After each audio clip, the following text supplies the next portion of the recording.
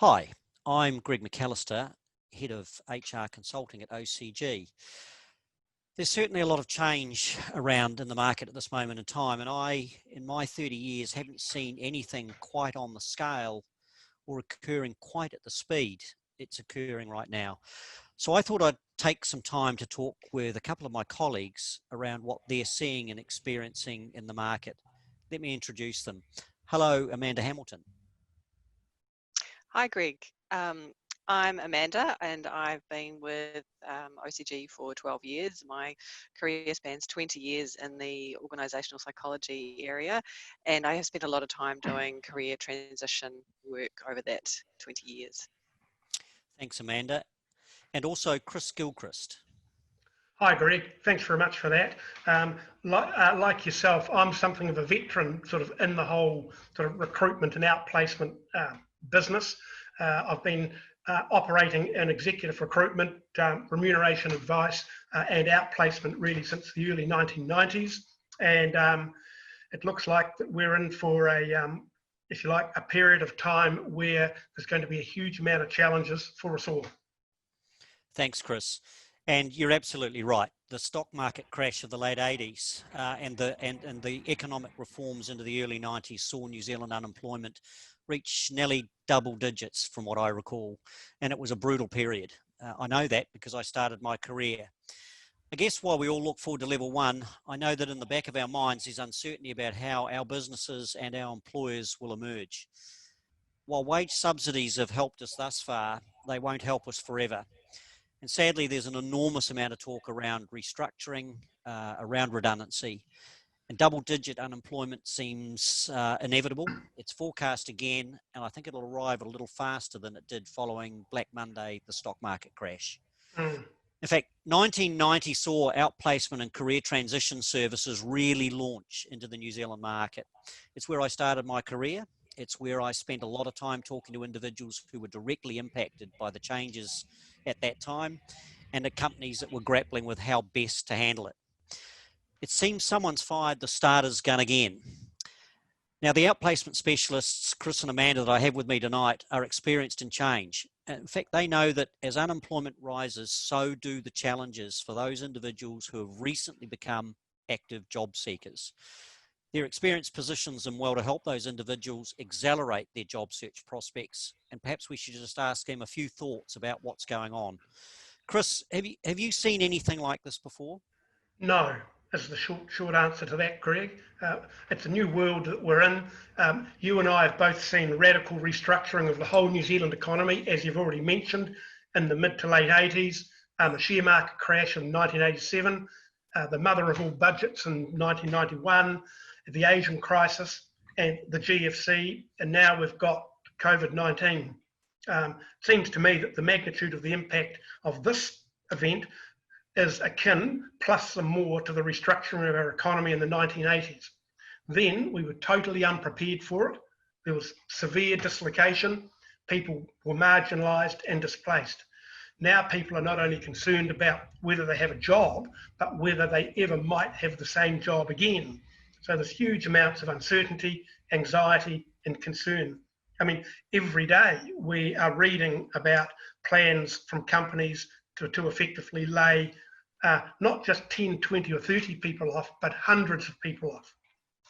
So it's our job and our role to help people navigate their way through this. And it's a bit of a trip into the unknown for us all, but it's one that we're prepared for. Some good points. Amanda, what about you? Have you seen something like this before?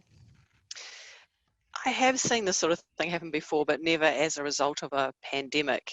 I mean, the first time I saw something similar was when I was completing my final year at school. So there was a lot of uncertainty back in the sort of early 90s about what would happen when we all finished university. But I mean, the good thing was things did actually come right in the end.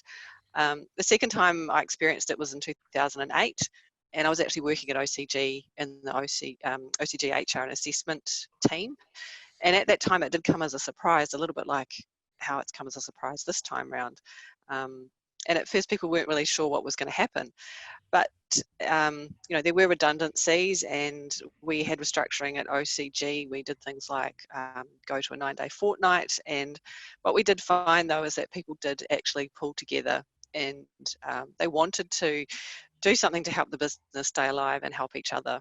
And so at that time, we did provide career support and restructure services to clients, and we were called upon at that time to support businesses and their employees. Tell me about some of the work you've been doing just lately, Amanda. Sure. So most recently, I've been providing support to people in the insurance area and power, banking, manufacturing sectors. So we find some of the people have been with their organisations for quite a long time, and they often don't know how to deal with the emotional side of the change, not to mention having to start thinking about searching for a job. So many of them weren't even sure about how to start the practicalities of looking for a new job. So they don't have a CV, or how do they do the interviewing. So it was really good to be able to see these people feel positive about themselves after only, say, 1 or 2 sessions with us. Great. And Chris, what about you? Some of the work that you've been doing lately? Thanks, Greg. Just building on what Amanda's already mentioned, we too have been working with people affected in government, insurance, electricity generation and banking, to name a few sectors. We've been able to work through with each person to lay a foundation for a well thought out and structured job search program. From that, so far, people from banking have been able to secure some good work.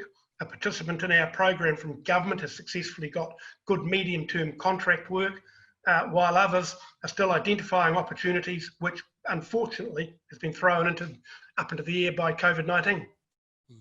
Yeah, in fact, the current climate presents some real challenges to employers, but restructuring in and of itself is a really difficult time. What, Chris, do you think our clients value the most in terms of our support through that? Oh, Greg, I think employers and clients value many things, but I do genuinely believe that high on that list is knowing that they're doing something that is meaningfully supporting the people who are affected. Having to make a decision to make people redundant is stressful and difficult in its own right, and that they know that the many people who are affected, it's going to be hard. So that in playing a role in supporting these people sort of post-redundancy, which we might add remaining staff will also see, and as a real sort of values-based approach, enables employers to better approach the task of planning for the future, and hopefully with an engaged staff that know their employer will do the right thing. Yeah, agreed. Certainly some intangibles. Amanda, would you agree with Chris's observations? Anything else? Yeah, I think clients feel a sense of comfort that there's someone outside of their organisation that they can trust to help people that have been employed by them. Most businesses don't really choose for their people to have to lose their jobs. It's not something they necessarily want. Generally, there's usually factors outside of the business that create it. So, the human side of people is that they want to do the right thing by their employees and feel that they've helped them along the way. I think the other thing to keep in mind as well is that talent is hard to come by. So in better times, some of the talent that's being let go may even come back to the business. Yes, in fact, a number of employers have approached that recently, and we've seen the word furlough introduce itself into the language of the current restructuring and right-sizing efforts. I guess, Amanda, you've triggered a really important thing, and it's how the people who are being let go value the service we offer. What advice would you be giving those people right now, people who've just lost their jobs unexpectedly? Yeah, I think each person handles it differently. Firstly, I think understanding that there will be some emotions that they go through and that it's perfectly human to feel some of those emotions. Anger, frustration, disappointment, then hope and positivity. And it's hard to know what stages people will kind of go through in different timeframes. But I think the thing that people can remember is to try to stay resilient, to focus on that there will be a positive outcome in the end, to get some support. And that support can be through something formal. It can be through networks. It can be through friends or families, or talking to a recruitment consultant. But I think that support should ultimately help the person to put some steps in place to make some progress moving forward. So, yeah. Yeah, great. And Chris, would you agree or add anything to that? Oh, look, I think Amanda's really answered it well.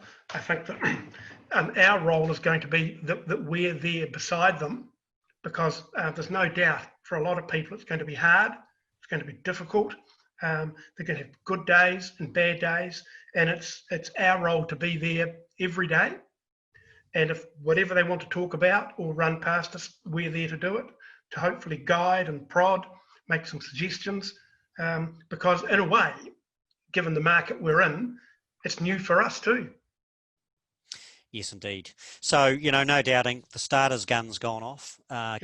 COVID-19 and the pandemic certainly pushed a number of employers into the challenge of restructuring, and not a place necessarily they wanted to be. And then, more importantly than that, the forecasts of double-digit unemployment as early as next year presents some really challenging prospects. What do you think, if anything else, Amanda, as we progress to alert level 1 and a full opening of the economy, what changes do you think we're going to see? I think at this stage it's very hard to know. I've recently been back in the city myself, wasn't sure what to expect. I think people are focusing on day by day in a lot of ways, and but I think my experience from the past would suggest that people are good at adapting. They may become more creative about their skills, how they could be adapted to jobs that maybe they hadn't considered before. So yeah, I think people generally will adapt. Yeah, thanks. And Chris, any thoughts from you regarding the move to level 1 and Oh, beyond? look, Greg, I think as we do progress to level 1, we'd all like to think that things will become clearer in terms of what the whole job market might look like. Employers will start to feel sort of a bit more confident to make decisions, and with the longer term in mind, we too have our fingers crossed for that. That's what everybody's looking for, and we really sort of think that in the next sort of 2 to 3 months, that really is going to be the pivotal period, particularly when the wage subsidy comes off. Well, thanks, Chris. Thank you, Amanda, for your thoughts. And for our business clients engaging in career transition, bringing a career transition consultant to play, I guess my takeout for the comments tonight is it brings confidence that you've done the best you can to support your employees during a difficult time. For the people that engage or are given the opportunity to engage in a career transition program, it certainly removes a great deal of uncertainty and provides them with a competitive edge to move quickly in their job search efforts. And I guess the comments that Chris and Amanda have made tonight shows that any effort to provide career transition or outplacement services during a period of change sends a really positive signal to the remaining workforce, and in fact even to the market and the people that you let go.